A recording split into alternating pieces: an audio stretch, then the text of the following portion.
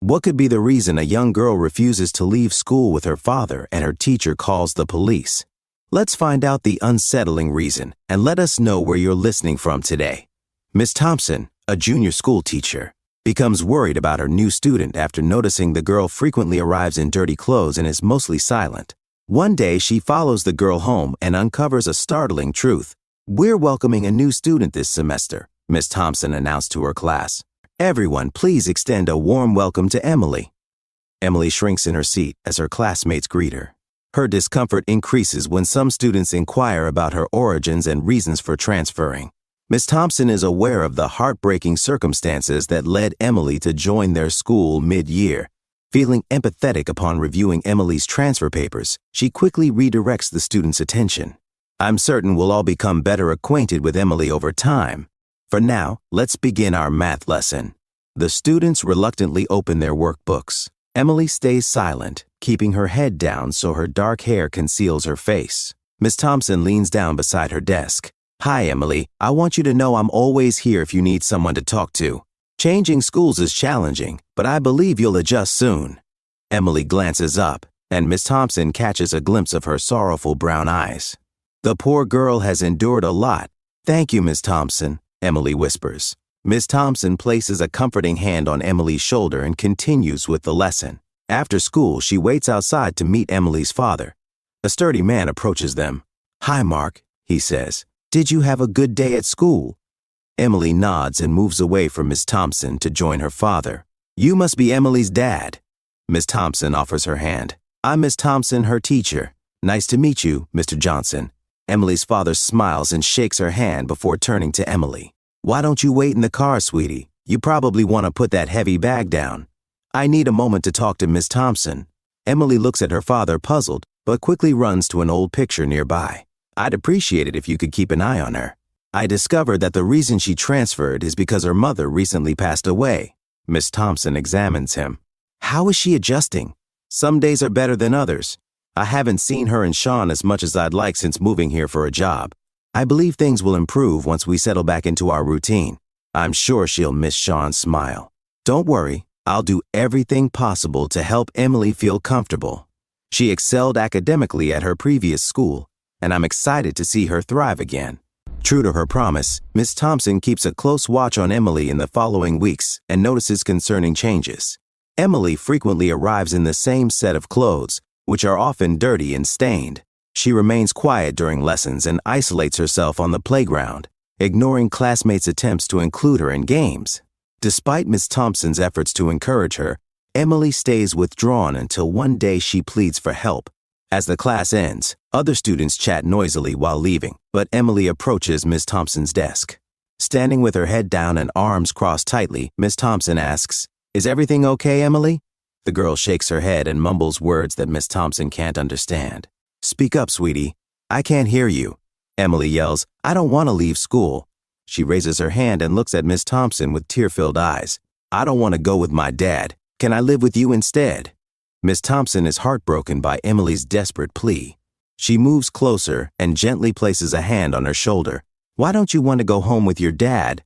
Is something wrong, Emily?" Emily hugs herself and turns away. "I don't like living with my dad. I don't want to stay with him anymore." Miss Thompson consoles her. "I understand it must be hard adjusting to a new town and school. You've been through so much, and I know you miss your previous life. I miss my mom and my room."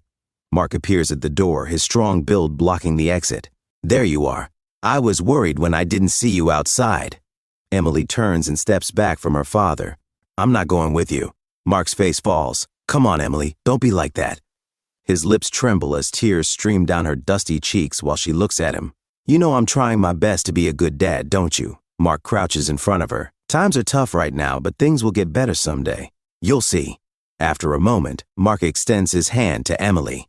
She dries her tears and reluctantly moves towards him. Miss Thompson is unsure how to handle the situation. Emily is clearly unhappy living with her father, but Miss Thompson wonders how much of that is due to her grief and suspects there's more to the story. "Let's all leave together." Mark stands and offers Emily his hand. Reaching the parking lot, Emily breaks free from the adults and runs to her father's pickup truck. "I'm sorry about everything, Miss Thompson," Mark says. "Emily has been very stressed lately, and isn't coping well, Miss Thompson responds. She's also attached to those outfits because her mom bought them. She doesn't like changing her clothes, Mark adds. Suddenly, Mark stops a few yards from his car. I really appreciate you looking out for Emily, but I think it'll take some time for her to adjust to all these changes in her life. Mark bids her farewell and climbs into his pickup. The vehicle emits a thick plume of smoke as he drives away. Despite Mark's reassurances, Miss Thompson remains worried about Emily. Although Emily stops wearing dirty clothes, she starts arriving late and even skips classes. One day, Miss Thompson notices a boy with a pale face, dark circles under his eyes, struggling to stay awake in class. Growing increasingly concerned about Emily, she decides to investigate further. She assigns some work to the class and steps out to call Mark. Hello. Hi, Mark. This is Emily's teacher, Miss Thompson. I'm calling because I've observed that Emily often appears exhausted at school. Is she having trouble with her homework? Mark replies, I've been working late too, which is why I help her with her homework in the evenings. The assignments are much harder than what I remember from my school days. Perhaps it would be beneficial to hire a tutor for Emily. I'll jot down some numbers and give them to Emily so she can pass them on to you. Thank you, Miss Thompson. That's very kind of you. Later that day, as Miss Thompson prepares to lock up, she notices a crumpled note near Emily's desk. It's the note she gave Emily with the math tutor's contact information. Confused why Emily would discard it if she was struggling, Ms. Thompson rushes to the window and sees Mark and Emily leaving the school on foot. They are walking, with Mark carrying Emily's backpack and holding her hand. Emily keeps her head down. Miss Thompson realizes something is seriously wrong and decides to uncover the truth that day. She quickly gets into her car to follow them, but they vanish before she reaches the street. The next day, Miss Thompson waits as Mark arrives to pick up Emily. They leave on foot once more, and Miss Thompson follows them. Father and daughter walk several miles to an old pickup truck parked in an empty lot on the town's outskirts. Mark opens the truck and asks Emily to retrieve her bag. He then covers the windows. Shortly after, Emily emerges wearing different clothes and carrying a load of laundry. She walks to school with the clothes in her arms. Miss Thompson watches as they head to a nearby laundromat.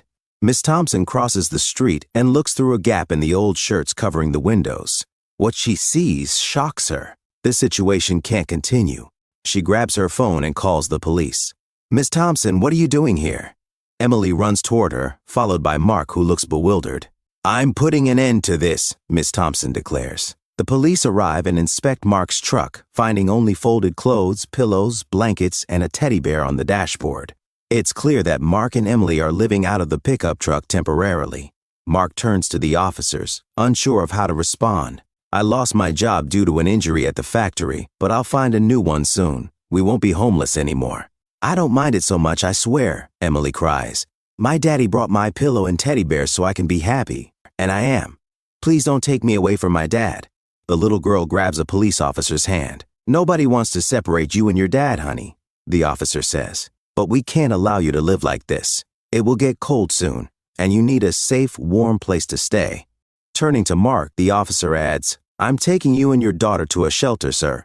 Mark and Emily are taken to the shelter. Later, Mark is admitted to a rehabilitation center for his work injury. Meanwhile, Miss Thompson organizes a special meeting for parents at the school, explaining Mark and Emily's situation. The school community comes together to hold a fundraiser for Mark and Emily. They successfully raise enough funds to rent a modest apartment for Emily and her father, donating all necessary furniture and appliances. Over time, Emily transforms from a quiet and reserved child into a joyful and top-performing student.